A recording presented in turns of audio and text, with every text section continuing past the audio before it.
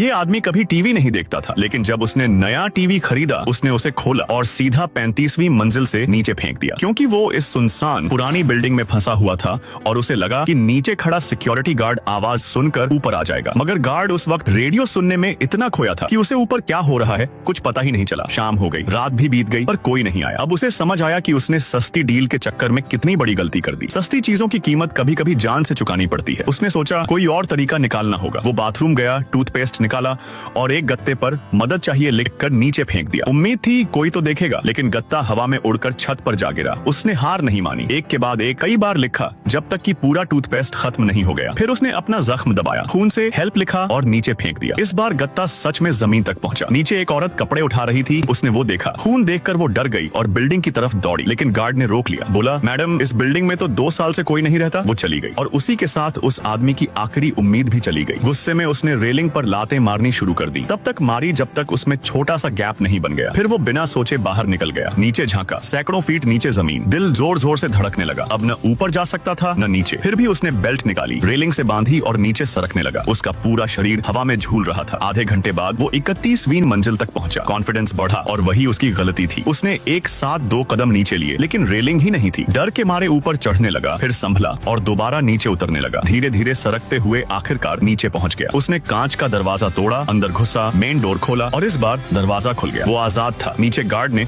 उसे ऐसे देखा जैसे किसी भूत को देख लिया हो, मगर आदमी बस चलता गया बिना पीछे देखे। दोस्तों, क्या कभी तुम ऐसे फंसे हो जहां से निकलने की कोई उम्मीद ही ना हो? अगर हाँ तो